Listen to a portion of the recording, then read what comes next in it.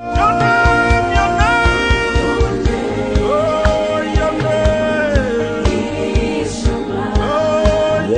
is labeling in prayer that must be followed by the preaching.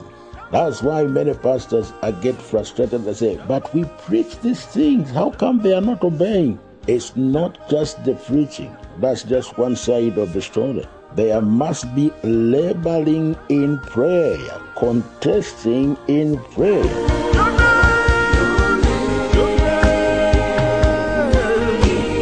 Never be in a hurry to make a decision when it comes to spiritual things. After all, the church is run by God. What's the pressure of making a decision as if God has abandoned the church, has left it in your hands? That's where many people, more especially we pastors, we like rushing making decisions. The next topic is interceding for believers. We are going to look at interceding for the believers. I felt led to remove supplication and speak on interceding for believers. Many believers, they don't know the place of interceding for fellow believers. In Galatians chapter 4, verse 19, Paul says, I labor again that Christ may be formed in you.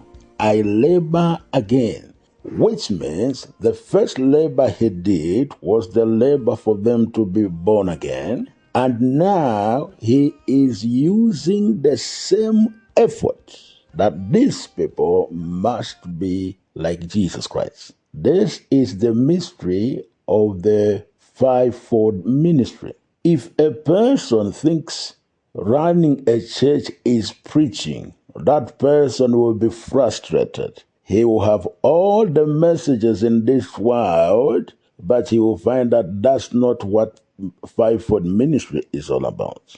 There is labeling in prayer that must be followed by the preaching. That's why many pastors get frustrated and say, but we preach these things, how come they are not obeying? It's not just the preaching. That's just one side of the story. There must be labeling in prayer, contesting in prayer.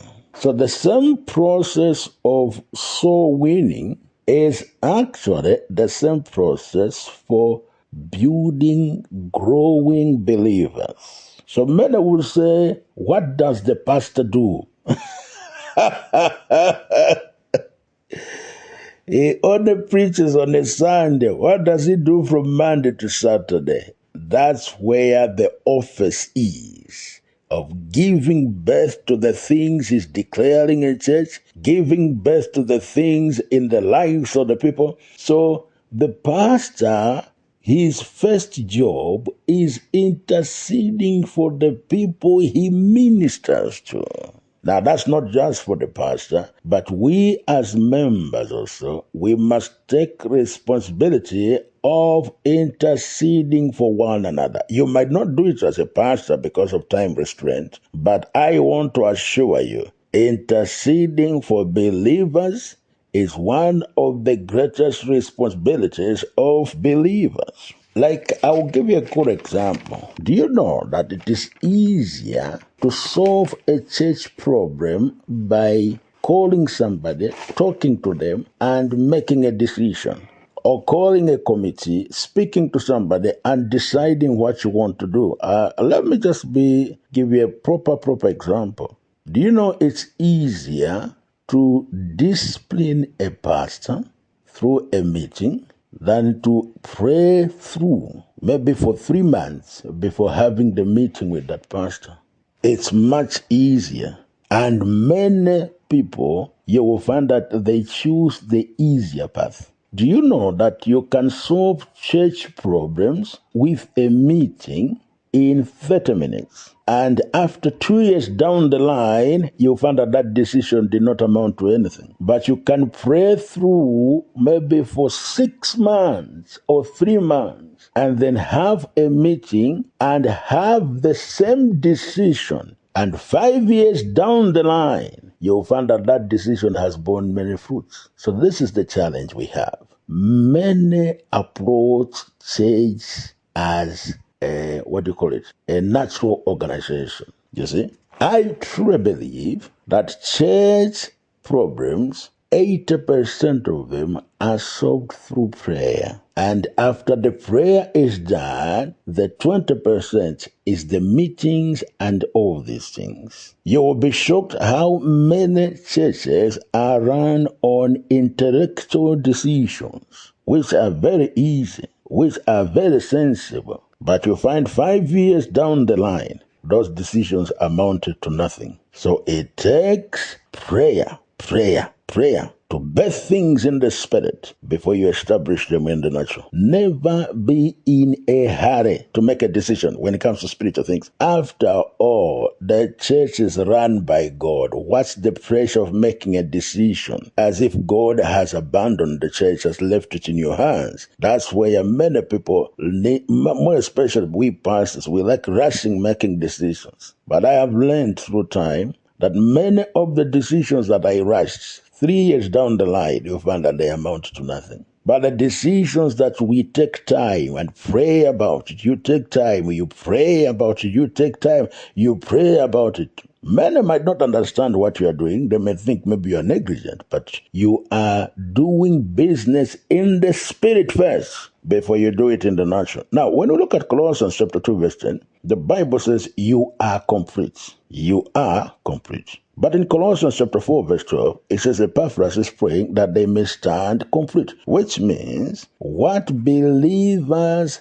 have legally and positionally needs to be prayed through into manifestation. I repeat, what believers have legally and positionally needs to be prayed through into manifestation. That's why people can claim scriptures and nothing is happening to them. Why? It's because it's not just what they have positionally, it's also what has been prayed through into manifestation. Romans 8:26 speaks of praying for the saints according to the will of God. So we must understand that there is a place for praying for the saints. Jesus said in John 17, I am not praying for the people of this world. I am praying for these ones, that they might be protected. You see, so he was praying for those that were already sort of like in a covenant, that they must be protected. Romans 15:13, it says, I pray that you be established in joy and peace in your believing. Joy and peace, which means we need to pray for the joy and peace of one another. Ephesians 3:16 says, strengthened with all might. He was praying that they be strengthened with all might. As people are going through challenges, they need a spiritual empowerment, that they must not faint, they must not be fearful, they must be courageous. It comes through praying through. We need to pray for one another to be courageous. Philippians 1:9 says we must pray for one another that love may abound. You see? So there is a place for praying for one another. The same way praying for souls is important, praying for one another is also important. And actually, my personal conviction is that if you can pray for one another and be perfected and be strong believers, you are going to find it much easier to win souls.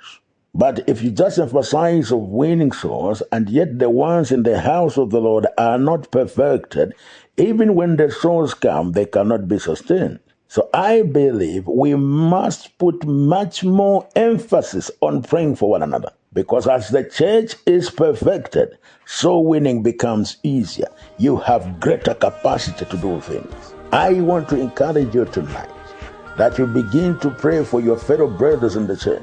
All this that I have read, these are our prayer points. We are going to pray according to the passages that I have read. And let's see the believers getting into perfection. Shalom, shalom, shalom. Reverend Dr. Clement Nkoma teaching on interceding for believers.